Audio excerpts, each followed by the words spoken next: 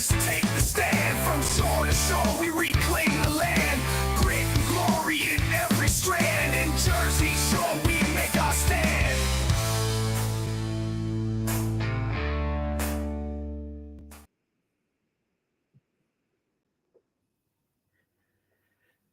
Hello, everybody, and welcome back to the Jersey Shore podcast. That's S-U-R-E because we are always sure. Brought to you by the great America's Pulse Network. Number one, I want to say I hope everyone enjoyed the Pulse show. It was the third episode. It was a pretty good one on Wednesday. It's gained a lot of traction. I hope everyone enjoys this podcast as long as Alexander Levine Live podcast. That's also on our network. And the Conservative Corner by Seth, which is upcoming. To start off, we have some breaking news. Now, breaking news, which most of you all know, Elon Musk is leaving the White House. He's going back to doing what he does for a living, his multiple companies. And I just want to say thank you, Elon Musk, for Doge and everything you've done. I know they didn't reach the goal that they want to reach so far in the tenure that he was there, but he's leaving at the time that he said he was going to leave. And I think they found about $175 billion in government waste and fraud, which is a good thing. It's $175 billion that we didn't have before. So that is awesome. Thank you, Elon Musk, for all the hard work that you've done. I know he's not happy with the big, beautiful bill, but Elon is in the business to make profit and money, and he doesn't understand government, who is not in the business to make profit and money. Not saying that Elon is right or wrong, but it's just where we're at right now. And I know Trump is trying to push his bill through. It is for very much good, and you have to sacrifice a little bit in those bills as well for bad stuff that we don't want as well. That's why I hate omnibus bills and all that stuff with all the pork in it and everything else. But to get his agenda through, pushing his bill through is important. I think Elon understands that. I saw him in the White House today saying goodbye, and he gets it. He's not going back to Democrats, so don't worry about that. But thank you, Elon. I want to say that. Second breaking news that we have is Trump was in PA today talking about U.S. Steel being bought by Nippon. Now, I know that was kind of a pushback from that because it's a Japanese company, but they're investing like $16 billion into the company. And when you hear U.S. Steel, it wasn't owned by the United States, it's just the name of the company. It wasn't a U.S. manufacturer. It wasn't the United States owned. But we're bringing in more revenue into the state of Pennsylvania, creating 100,000 jobs and so forth. So it's another step in the right direction. Now, I know it's America First agenda, but if other countries, want to invest in the United States in good faith and goodwill, they have to have goodwill, then we'll take that on and we'll see how it goes from there. So we will take their money and we will see what they do with it. But if they're foreign bad actors, then number one, they'll get thrown out. Number two, I believe they're probably vetted enough to a point where we believe that they're not going to be bad actors. So we'll see where it goes from there. But other than that, two positive things in the breaking news for this Friday, I believe. So I want to go into my monologue. And it's something that I wrote. I've been thinking about it for a while. And, I wrote it the other day. And I'm just going to read it to you, so bear with me. But I think it's important. And before I get started, I just want to say I'm not a Bible thumper at all. I do believe in God. I'm a man of faith, but I don't point fingers in their face telling them you need to believe this and you need to believe that. But I do believe in the values that the Bible teaches, or any kind of religion or faith-based person believes in. It's the values that create a civilized society. So. So I'm just going to read this to you guys, and then I'll go into the first segment afterwards and the second segment. And here we go. So I wrote this. It's called The Chosen Hierarchy, Why Civilizations Flourish with Faith and Falter Without It. So since the dawn of mankind, civilization has required a form of control, a hierarchy, not of tyranny, but of chosen structure. Whether through tribal leaders, kings, prophets, or presidents, humanity has always understood that without order, there is chaos. But control alone is not enough. The source of that control, its moral, philosophical foundation, is what determines whether a civilization flourishes or collapses. The pivotal question is, does that control come from faith in God or faith in government? So from the beginning, we see two competing forces in history. One that derives power from a higher authority, God, and one that seeks to become the authority itself. The former empowers individuals with purpose and unity under moral law. The latter breeds dependence, entitlement, and ultimately decay. For instance, the coming of Christ marked a revolutionary moment in human history. The teachings of Jesus Christ centered not on state control, but on individual transformation through faith, morality, and love. His followers didn't fight for power, they spread ideas. Those ideas built Western civilization. The Ten Commandments became a moral compass. The Golden Rule, a foundation for justice. The concept of inherent human dignity given by God became the cornerstone of law in Judeo-Christian societies. I mean, look at the Roman Empire. It flourished under order, discipline, and eventually the adoption of Christianity under Constantine. Before its conversion, it was ruled by gods of men, emperors who claimed divinity. When faith became genuine, rooted in Christ, Rome saw its greatest unity. But when faith was replaced with corruption and secular control, the empire collapsed under its own weight. Now, contrast this with the Dark Ages, where faith remained, but the knowledge of moral compass of the gospel were hoarded or obscured. Even then, it was the church that preserved literacy, law, and order. Civilization endured because people still feared and loved God more than they feared men. Now, if you fast forward to recent times, and we understand why words, especially those of Scripture, have remained so powerful. Now, I'm sure you guys probably saw it. It's a movie, The Book of Eli, with Denzel Washington. Now, in that movie, Gary Oldman's character, he scours a post-apocalyptic world, searching for the last Bible. Now, not to live by it, but to use it. He knew that whoever controls the words of God could control people because faith binds the soul more deeply than fear ever could. However, he himself lost in the end and eventually would have lost even if he did succeed. So, and the reason I say that is he was trying to use it for the wrong way. That's why I said in contrast to the Dark Ages. So when people believe in something higher than man, they can't be controlled by mere men. They will fight and die for what they believe is right. They will build families, communities, and nations. This is what built America, a nation under God, a land where men and women fought wars with the conviction that they were serving not just the country, but the divine mission of liberty and justice. But remove God and something else must fill the void. That something is almost always the state. A godless government becomes a god unto itself, offering entitlements, controlling speech, dictating values, and punishing dissent. It redistributes wealth, not because of charity, but to engineer dependence. I'm sure that sounds familiar in today's world. Communist regimes are the most obvious example. The Soviet Union banned religion, replacing God with the state. The result? Over 20 million dead under Stalin's rule.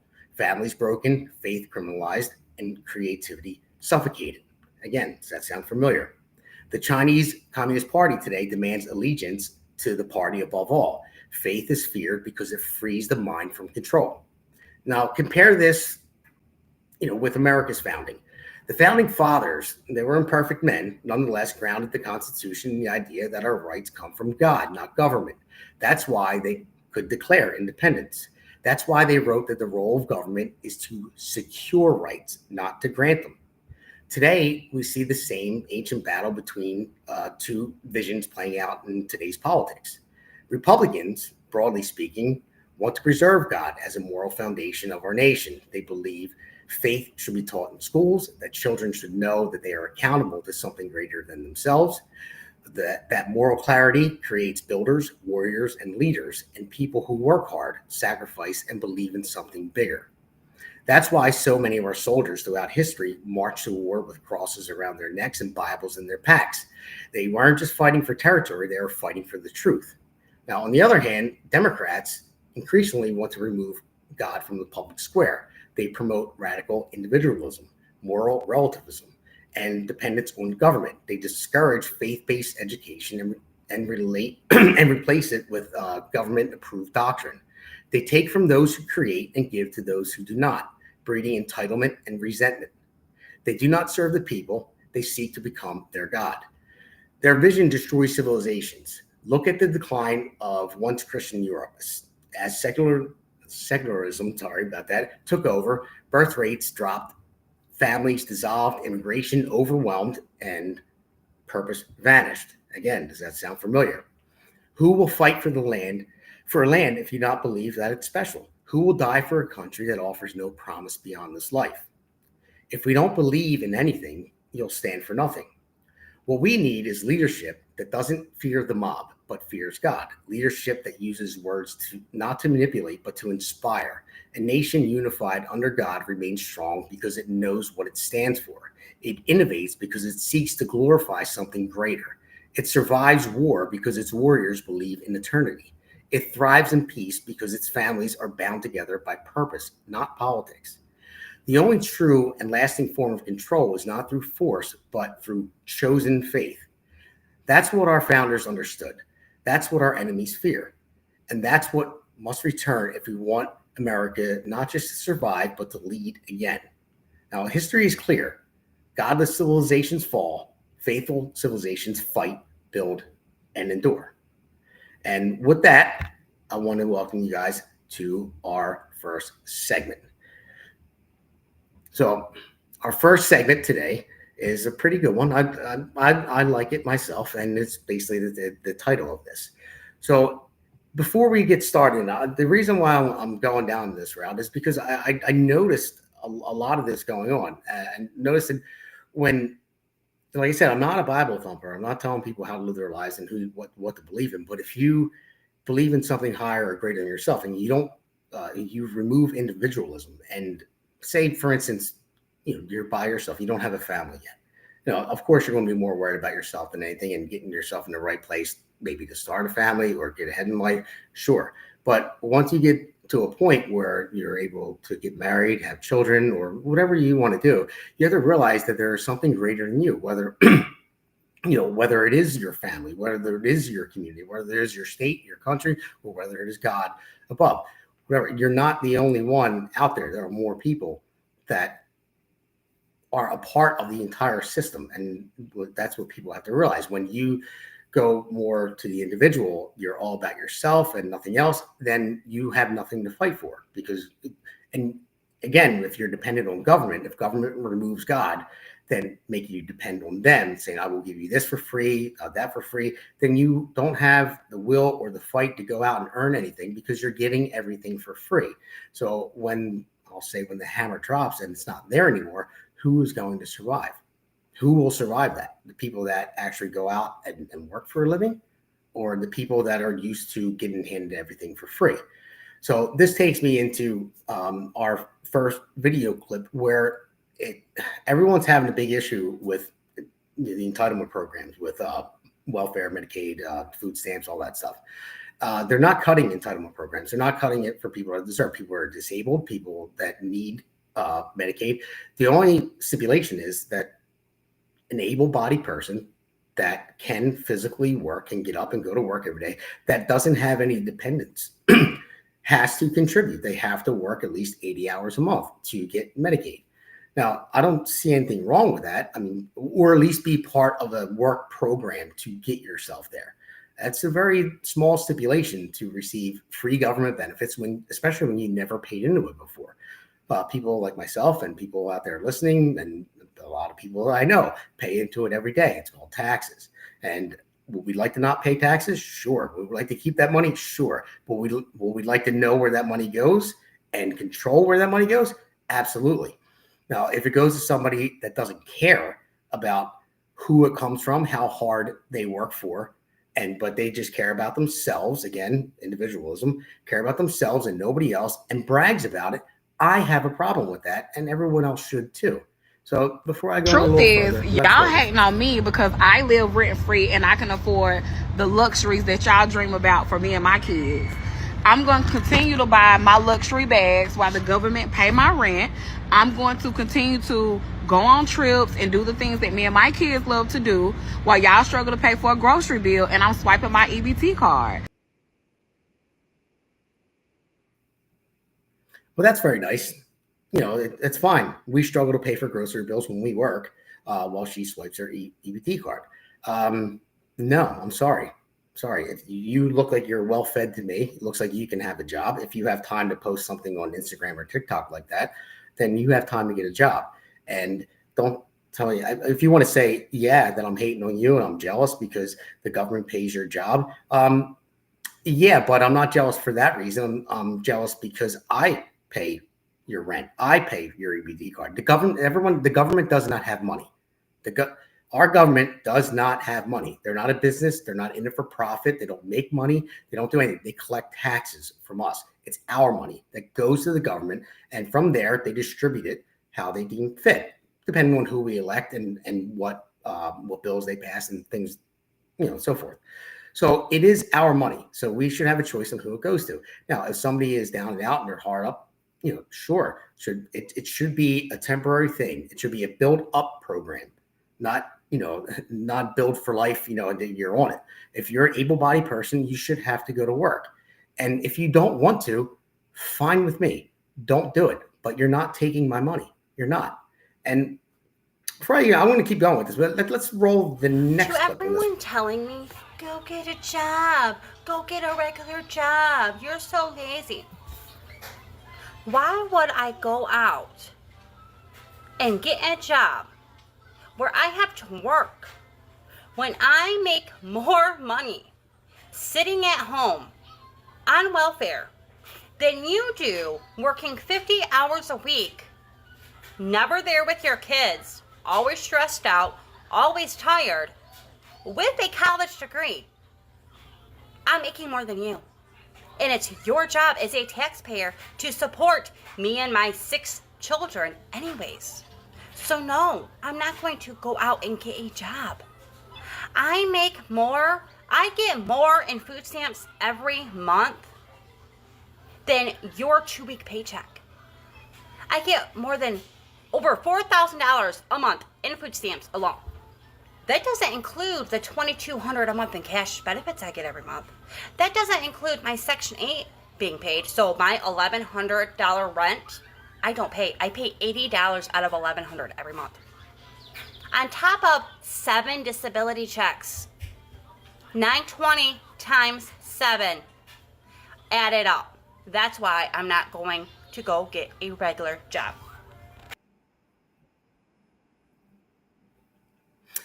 All right. As much as I hate what she says, I do not blame her. I don't. Why would you get a job when you don't need one? But I do blame her. I want to wring her neck, actually, saying it's my job as a taxpayer to go to work every day to pay for her. No, it is not my job. You need to get a job. But that's the thing.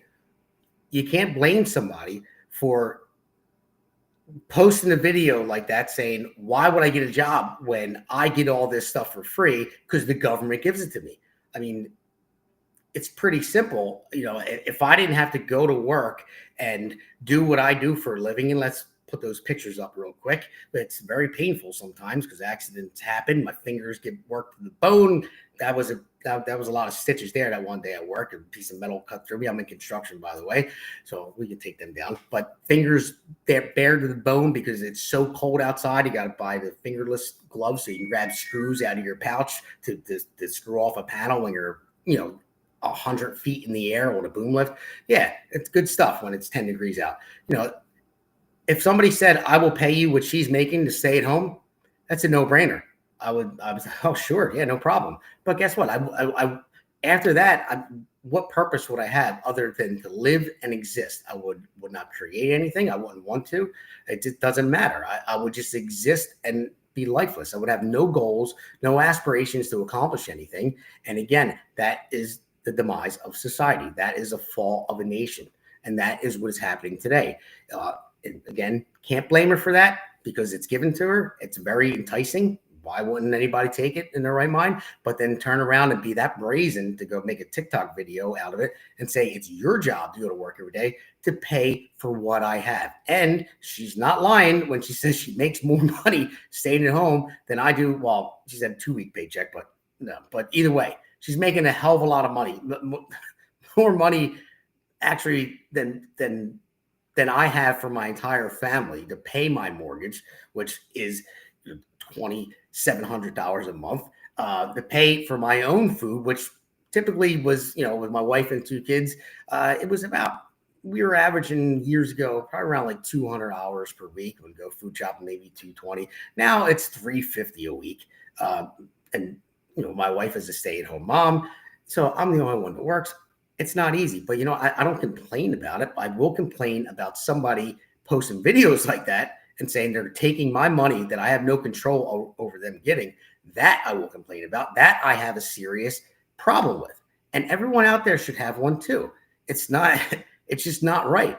I mean, I don't mind going to work. I don't mind busting my butt. You get a sense of accomplishment when you go to work every day, you come home, see your wife, your kids, your family, and you earn that money. And we're going on a vacation next month, actually. We haven't been on vacation in 2 years. 2 years. Way overdue. Needed it. Had to save some money up to do it. But that's the way it should be. It's the way it works. But when we go on a vacation, I want to feel like, okay, I worked hard for this and we deserve it. But when you just get free money pouring in, and it's not your money, it's not the government's money, it's our money, that's a problem. So I want to put it out there. I don't know how you guys feel about it. I mean, that's the way I feel about it. So so there's a couple things I want to go into. I hear the facts, and I don't have a solution where everyone makes it. I wish I did, but this is what we're facing, and there's nothing I could say or do to change the reality of what eventually is going to happen. Like everyone sane in this world knows that nothing in life is free. I mean, even though she's getting something for free right now, it's not. Nothing in life is free. Eventually, it has to be paid for. There's a cause and effect. There's a cause and consequence. All right. If I go to a store, I swipe my debit card. It's not a piece of free plastic it's not magic. There's a consequence to it. It means it deducts money from my bank account. So in the end, money has to be paid. So so you can view it in modern times where you get a job, make money, and buy necessities to live, or you can simplify it and take it back to like primitive times where if you didn't hunt for food, find water, or build yourself a safe place to live, you die. So that you can take it back to the beginning of time. And what we've seen in the United States, if you think about it, and back in the year 2000, our national debt was $5 trillion. It's $5 trillion in our debt over 225 years of being a country. 225 years, $5 trillion in debt. Now, since 2000, take it to 2025, we're here now, we are almost $40 trillion in debt. And with the new legislation that if it goes through, we'll be in $40 trillion worth of debt. So that's $35 trillion more 35 trillion in 25 years versus $5 trillion in 225 years. It's not sustainable. It's not feasible. Eventually, it's going to collapse. There's no way around it, none whatsoever. And I'm just going to ask the listeners, you think about this. I want to know what you think, because I don't have the answer to the problem. I'm just going to provide you with the facts and what's feasible and what's not, what's possible and what's impossible. Now, do we default on our debt and lose the dollar as the world's currency? Do we do that? And then any of our enemies or adversaries will try to make it the world currency, like China, will try to step in, and it will work for so long for them until they collapse and so forth. You just cannot rack up that amount of debt and pay for people not to work. And that's the majority of our debt is through entitlement programs. I mean, it's through Social Security, but Social Security is something that people paid into, and when they retire, they receive their benefits. But Social Security is more kind of like a Ponzi scheme a little bit, but it's not actually. But basically, the way it is, it's the same thing my union is made up as well. Like an apprentice starts while a guy retires, so he's working, so the money he pays into his pension is actually paying the retired guy's pension.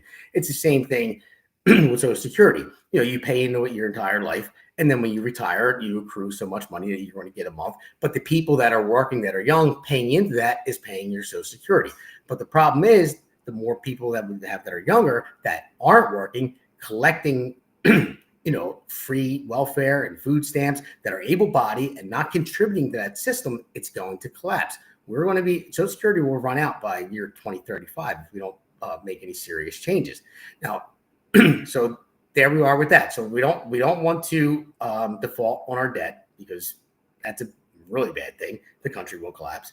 So then what do we do then? Then the only thing to recoup the national debt at all is to tax the hell out of working people. I mean, you have to tax the hell out of them and see inflation go through the roof. Not talking Biden inflation, talking Joe Biden meeting with Hunter Biden's dealers smoking crack inflation. But that's how high it would have to go to start paying off national debt. So people that work for a living won't be able to buy their food, and live their lives, pay for their homes, pay for their mortgages, vacation out the door, designer handbags like that lady saying she's buying for free all for government money out the door. I mean, so those entitlement programs would have to go away. There is no way that happens. When you tax the hell out of working people and inflation is through the roof, people aren't going to just say, okay, well, I'm the only one working. You're definitely not going to give my taxpayer money for free to anybody else. It's going to be something to where only the strong survives. And that's what it's going to come down to.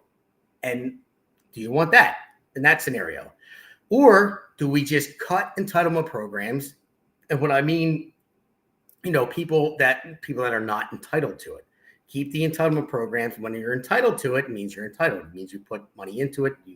You have claim to that. But if you're not entitled to it, cut that out. All right. If you never paid into it, you never contributed, you've never been productive in your entire life, and then you're cut off. But then what does that lead to? I'm asking you guys. I've been just putting the facts out there. So you tell me. So if you cut everyone off at one shot and say, okay, no longer, the well's dry, no more money to give you, then what happens? Then crime rates will go up. Eventually people will die, good people and bad people and all alike. I mean, it's going to be a mess no matter what. We are in a serious mess in our debt and everything else.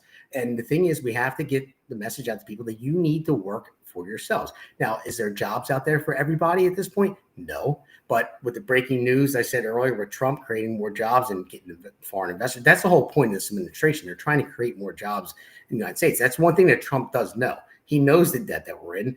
And I think that's the part that Elon doesn't get about the big, beautiful bill of Trump. It is going to put us further into debt, but he's looking, it's the lesser of two evils right now. Put us a little bit further in debt to where our taxes don't go up so people can still keep their money instead of raising taxes on American families to upwards of $4,000 per year. He's going to keep the tax cuts so we keep money in our pocket so we can still purchase things which will keep the economy flowing, keep inflation down, and the like. But so that's what he's trying to do. That's why he's getting all different countries to invest in the United States so we have money coming in to combat all that stuff. And that's what it's about. But that's the point. That's where we're getting down to, that only the strong will survive. Like I said, people will get hurt and people will die. That it's just what type of person do you want to be? That's what it's about. I don't know. I know that I'm not that person. I know that I will do what it takes to go to work every day. I'll find whatever job I need. Now I'm in construction. Construction gets slow sometimes. Sometimes you're ill, sometimes you're not. I'm fortunate enough not to be, because I go to work every day and I do my job and I do it well, and I do it on purpose because I want to keep my job. That's the whole point. Because I work for a company that is unlike the government. It's a company that is in the business to make profit. So I have to be a commodity for my company so they make profit, and that way they keep me working. I mean, it's that simple. You can't get around it any other way. So I don't know, dude. I just want everybody to think about that, because it's a big thing. That's why I wanted to take it into the whole faith thing. And when you lose faith and you're not, and you have government replace it, and when government replaces it, it's not replacing it with their money. They're stealing from you to give to somebody else, and it's not feasible. It's not going to last. And anybody that is watching now or watches this after the fact, just think about it, and hopefully in the next podcast you'll join, do some comments, and tell me what you think. But For now, I want to move on to our second segment. It's somewhere along the lines of what losers do and what winners do. So after this break, we'll go to our next Welcome to America's Pulse Network. This is APN's very own White House correspondent, Alexandra Levine. Hello, everyone. This is Alexandra Levine with Alexandra Levine Live on the America's Pulse Network. You are all in with Alexandra Levine. We are still waiting for someone from the White House to come out and tell us what transpired between President Trump and Vladimir Putin on that call today. We are here live at the White House. We're waiting for White House Press Secretary Caroline Leavitt to come out and tell us about the updates of today, the call between President Trump and Vladimir Putin, what transpired in that call. Subscribe and follow America's Pulse Network on the above social medias.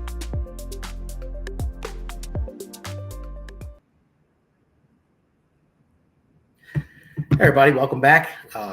Thanks for tuning back in. So this segment is, losers fix blame and winners fix problems.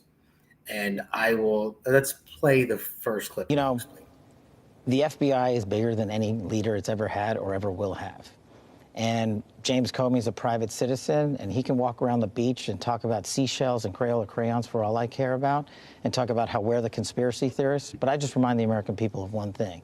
When that man was the leader of the FBI, he perpetrated the largest criminal conspiracy, packaged political information from overseas, took it to a federal FISA court, and illegally surveilled a political opponent.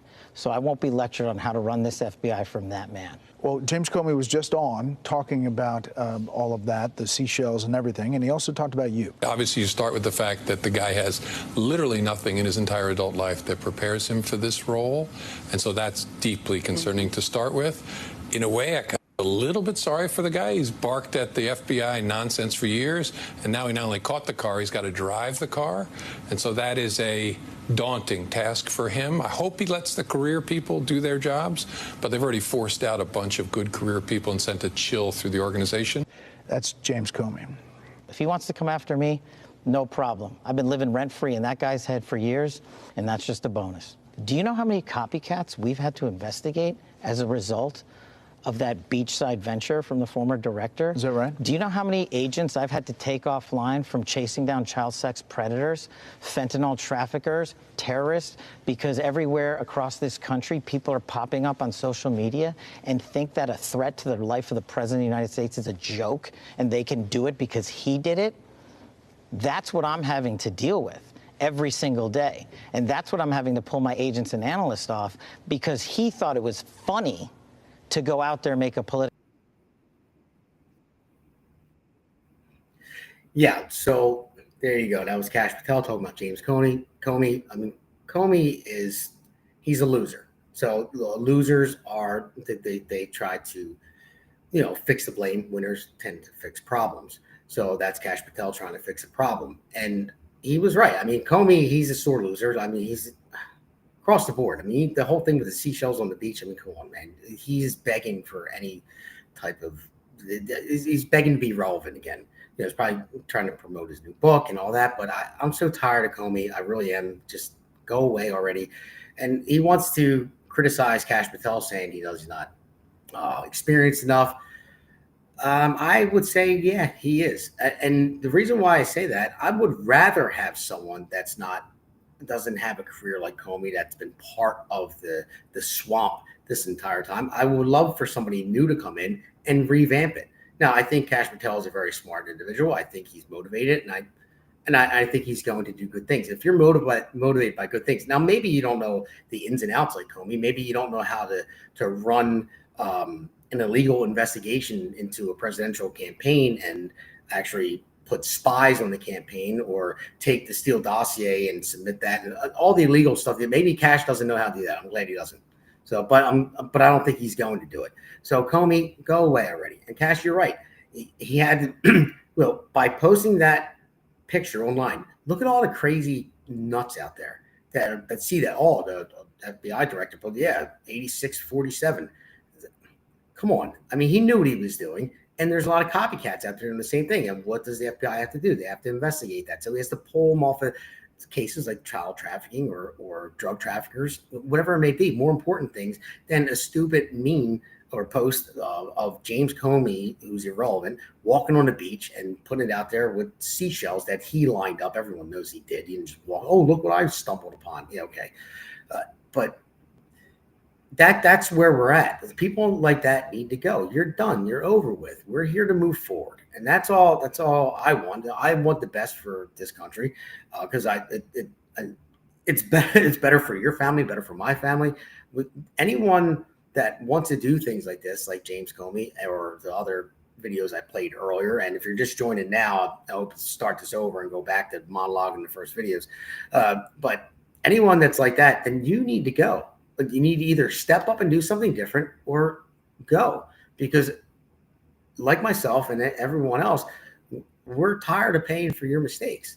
We really are. And if somebody, again, is legitimately down and out, then they deserve help. And that's why in the beginning of the monologue, when I said, if you have, faith and you believe in something higher yourself, but if you let government become your God and you depend on them to give you everything, then that is going to be the fall of a civilization. It really is, because people like that are not going to survive. And people like myself and others who work for a living are not going to put up with it any longer because we don't have it in us anymore. But we really don't. And that's going to take me to the next video in a minute. And it's a funny one too, because I'm so tired of the media propping this up and pushing this stuff out there. And that's all they do. I'm just here. I'm hoping that. Oh no, I don't want to play the video yet. Sorry about that. I'm just hoping that everybody wakes up and everybody sees this. Everyone sees that the only end to this is going to be pretty ugly, unless we start embracing it and figuring it out. Like, I don't have the solution to everything, but it's going to be an ugly end when people are still stuck in their ways and don't want to contribute to society. If they don't want to contribute, then they have to go. It's the same thing with having the open borders with Biden. Biden and wide open border, all that money that it cost. It was only for votes too, by the way. It's just so everybody knows, it's for votes. They want the census, to be bigger so you can have more seats and more votes, and eventually give them license so they can vote Democrat themselves. It was only to stay in power, and that's why these judges are putting all these injunctions and stopping the deportation of illegals because they want to keep them here and they want the chaos. And if you really want that, then you want the country to fail. And that means you're an enemy of the state. And that's hands down, that's how I put it. So now we'll go on to the next clip, because this is how they lie in the media and everything else. And we'll get into this clip. President Trump, while he appears healthy, he has not been transparent about his health records. And I think that that's something that the American people have a right to. While we didn't know that much about Joe Biden's health, we know even less about Donald Trump's health. He was completely untransparent during the 2023-2024 campaign. He has not been transparent since, and there is no mechanism forcing him or any future president to being transparent about their health. He could be on anything. We really have...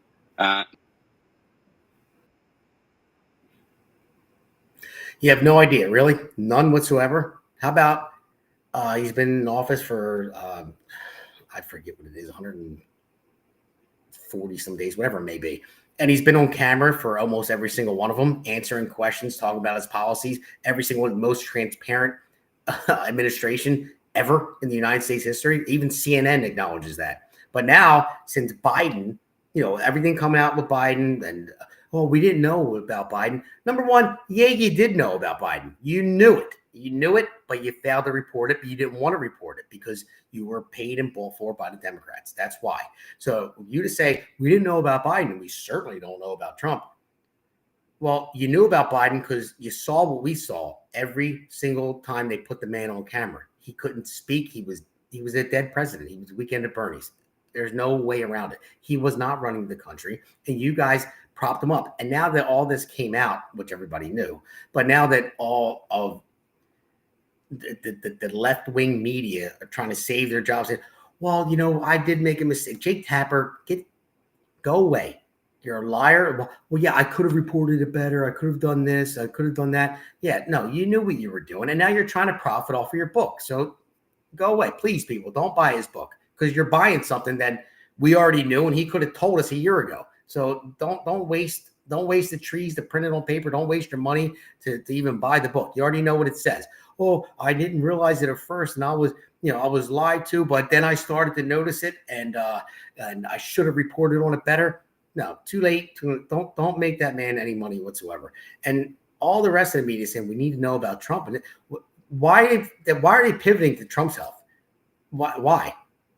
I mean, they didn't talk about Biden's health at all, other than he's a stallion. We can't keep up with him. He's running circles around us in the White House when you weren't even there to see him. No, I mean, nobody barely saw him. And you say that you talked to, who was it? Morning Joe. God, I can't say that guy. He's got to go too. Said, well, every time I talked to Joe Biden on the phone, he sounded great. When did you talk to me? After 6 p.m., 7 p.m.? No, you didn't, because he wasn't available. You did not speak to you're a liar. And now he's still walking this stuff back, saying, well, maybe I was wrong. I should have paid more attention. No, you knew what you were saying. You knew what it was. And now I can't stand that these people, they think that everything's going to go away. And the problem is it may go away if enough people don't keep talking about it. If enough people don't keep saying, we want to know who was running the country. We know it wasn't Biden. We want to know who signed the auto pen, who was behind it. Did Hunter Biden sign his own pardon? I mean, possibly did. So I can't take it anymore that with this media that they're going to pivot to Trump's health now because they're running out of stuff to talk about. I mean, Trump is Trump. He's going to do what he does. They can say, oh, he's taking a jet from Qatar. Trump with the tariffs. Trump this, Trump that.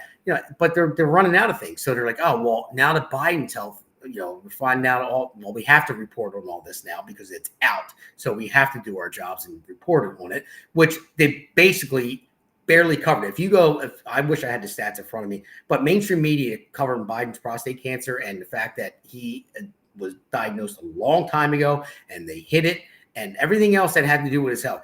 I mean, the amount of seconds that they covered it, they covered the story, and I mean seconds, under a minute on mainstream media, is unbelievable. It's the biggest scandal in U.S. presidential history. It's treason to the highest order. It really is. And actually, 63% of Americans, 63, that's a lot. It's hard for 63 people to agree on some things. So 63% agree that the media was complicit in hiding, Joe Biden and all that. They 63%. Now, 73% of Americans agree that it is the biggest scandal in U.S. history. 73% of Americans. Now, to get 73% of Americans to agree on something is very hard, very hard. It was hard enough to get 70% to vote for Trump. So 7% of voters anyway. But that's the thing.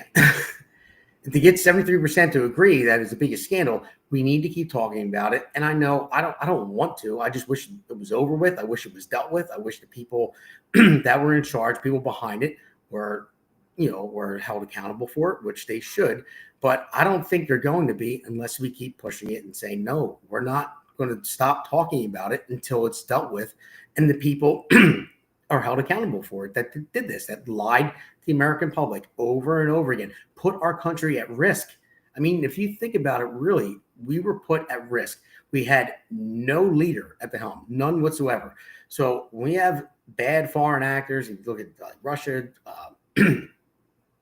you look at China, Iran, anyone that doesn't like the United States or wants to step into the place of the United States and step in our shoes and become the leader of the world, they could have jumped in at any moment. And I said it before and I'll say it again. I think the reason why the wolves were kept at bay is because they knew that Donald Trump was leading in the polls and he was going to become the next president. And that's why they didn't act on it. But again, begs the question, then why were there 2 assassination attempts against President Trump who tried to kill him? Because they didn't want him to get in. They feared Trump getting in because they wanted another Joe Biden or Kamala Harris. And to prove it, I don't know if anybody saw the interview with the last hostage that was released from Hamas. He was interviewed and he said that the Hamas terrorists, they talked about American politics a lot, prior to the election in November. And they were for Kamala. And he was asked questions. Really, they talked about American politics, who was going to be the president. They said, yeah, they cared about it deeply. They really wanted Kamala in. And he said, because they knew if Trump got in, then it will be a problem for them. But Kamala Harris wasn't going to do anything. So when you have terrorists hoping that Kamala wins and hoping Trump doesn't, there it says it right there. They did not want Trump in. So our enemies did not want Trump in. So maybe they were behind who killed him or whoever it was. Killed him, I'm sorry, tried to kill him. So that's why we can't let it go, because the last administration put our country at serious, serious risk. I mean, not let alone the open borders, the fentanyl crisis, killing 100,000 Americans a year under Joe Biden. And it just, I don't want to keep going on and rant, but I have to, because it bothers me. I can't stand mainstream media. That's why I do the podcast. So I hope you can't either. But everyone needs to be held accountable. And I just hope that everyone keeps talking about it and doesn't let it go and say, listen, we're not going to let it go until you give us answers and the people are held accountable. And, before I let everyone go for tonight, and thanks for joining me, by the way, I just want to say one thing. I got into into it with somebody on Twitter. Not really, there was no argument. It was just a post. Somebody posted about a girl that was being deported. She was 4 years old and she's in the hospital. And they said Trump is deporting this girl and it's going to kill her and he's purposely deporting her. I mean, everything he said was just stupid on his face. It really was. It was absurd. So I just responded. I said, Trump didn't single this girl out and to deport her. It's not like Trump went to the hospital and said, you have to go. I'm throwing her out. I don't care if she dies. No, it's the policy of, America first and closing our borders. Without a border, we're not a sovereign nation. So no other country in the world has a wide open border that you can just walk across, unvetted, no ID, don't care who you are, come over. We'll take money from you, me, and everyone, all the taxpayers, and we're going to give you a flight or a ride to anywhere you want to go. We're going to pay for your hotel room. We're going to give you food stamps. We're going to pay for your health care. You don't have to do anything but break the law, cross our border, and you can take as much money as you want from us, and we'll take care of you no matter what. That is absurd on its face. I mean, I don't know anyone that can stand by that and say, no, that makes a lot of sense. We should pay for everyone to come over here. No, but that's the thing. It's a policy. So Trump's policies, America first, have to close the borders. We have to deport all the illegal immigrants that came over here under Biden, especially the criminal illegal immigrants that came over here. And that's what's going on. That's what he's trying to deport. Now, do policies hurt some people? Yeah, sure. Just like Biden's open border policy hurt a ton of people, almost crippled our country beyond no return. And we're still trying to get out of it. And I don't know if we ever will fully recover from it. We'll see as time goes on. But that policy hurt so many people. Now, Trump's policies, America first, are some people going to get caught up, in a deportation that you may, if you knew them personally or they have an issue, you might say, oh, wait a minute, let's give this one special attention. Yeah, sure, but it's not going to happen. There's so many people. It's hard. If you can find that, and yes, you can, no problem. I'm sure the United States would accommodate a 4-year-old girl if they found it out. So whoever put it out there, it's fine they put it out there, but don't say Trump is deliberately deporting this girl. He's not. It's just part of a policy that some people get swept up into, and there are mistakes made because it's a huge world. There's a lot of people in it. So you can't go by that at all. And the United States is and will continue to be the biggest contributor to foreign aid to help people out than any other country. I mean, we contribute more than the next top 10 countries combined, and we're going to continue to do that. But you still have to take care of your own citizens first. And I'll say it again and again and again. That's what I said this person on Twitter. I said it's like being on an airplane. I said when you lose cabin pressure, oxygen mask drops down. They say put yours on first before you can help anybody else. Because if you don't, you'll pass out and then you can't help anybody. So you have to help yourself first. So we can't let America just sink into a black hole of nothing, because then we're not going to help anybody out. So, but we can't at the same time help everyone. We can't solve everyone's problems. We can help when we can. And that, again, takes me back to first segment and everything else.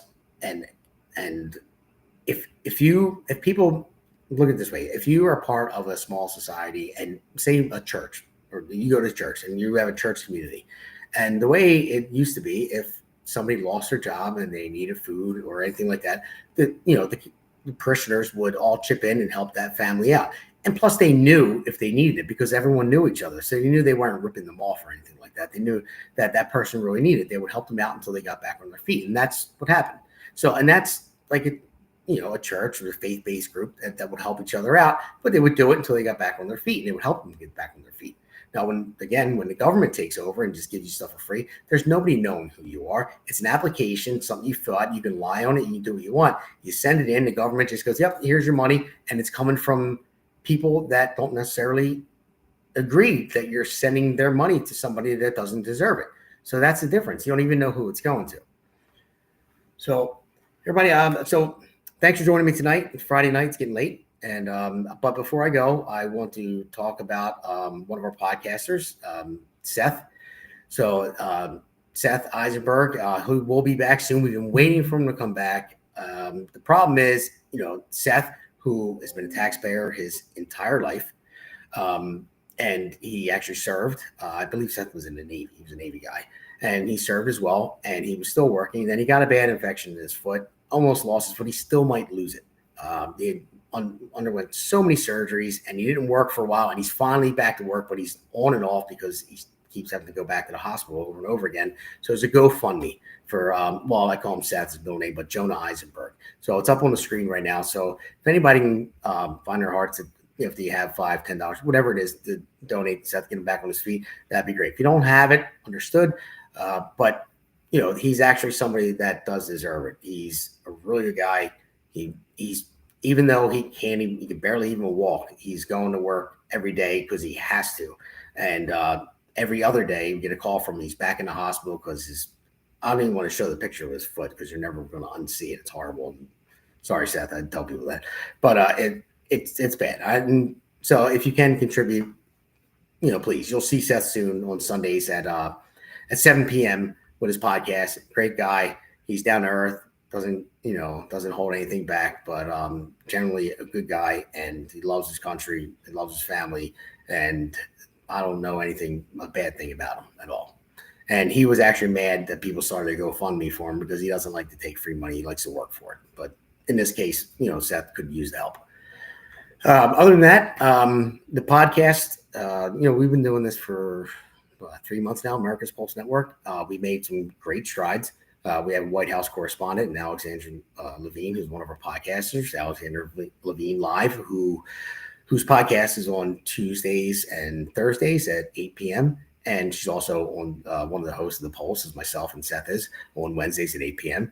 My podcast is Mondays at 8 p.m. and Fridays at 8 p.m. as well. But I air my radio show from Thursdays for the first hour, and I come on at 9 o'clock. So that's the way we're doing it now. We're trying to figure out different things and how we're going to go about it. We can change a little format here and there, but there's a lot of good things going. We have another podcaster that we're interviewing. The network is growing. Anybody out there that is interested in the podcast, you can go on our website, americaspulsenetwork.com. You fill out the application, and we can all talk. And we're trying to get podcasters throughout the country. Right now, we have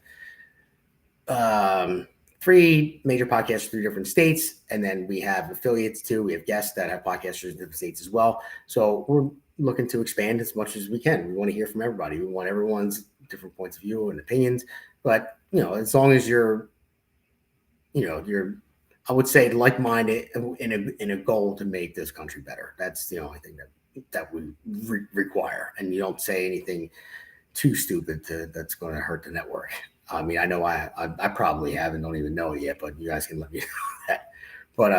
But yeah, so I mean, we believe in God, family, country, believe in the in just the wholesome goodness. And I know nothing's always sunshine and rainbows because it's not going to be soon. As I said in the podcast earlier, there are bad things that are going to happen that we won't be able to get around unless we change course now or try to figure it out. I don't have all the answers.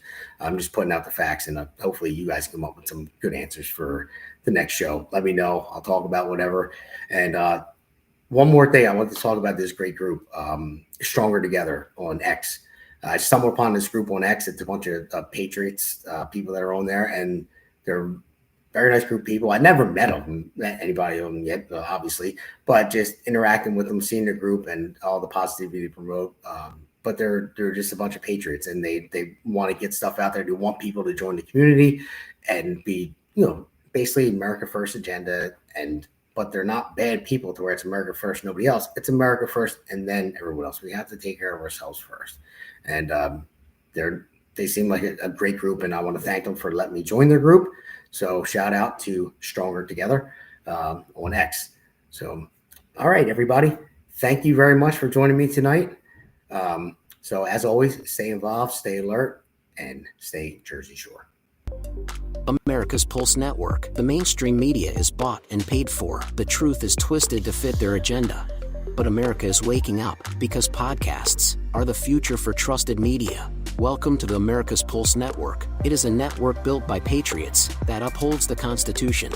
The America's Pulse Network stands for God, truth, and the America First movement. There is no corporate propaganda, no government spin, just real news, real talk, and real voices fighting for faith, freedom, and the future of this great nation with common sense. Here are some of America's Pulse Network podcasts. Alexandra Levine Live, hosted by Alexandra Levine. Jersey Shore Podcast, hosted by Damon Galdo. The Conservative Corner, hosted by Seth Eisenberg. APN's The Pulse, hosted by Alexandra, Damon, and Seth. So tune into America's Pulse Network on the following social media platforms: X/Twitter, Rumble, Truth Social, Facebook, and YouTube. Join the revolution. Because the pulse of America beats for God and country. America's Pulse Network is for faith, family, freedom, and truth.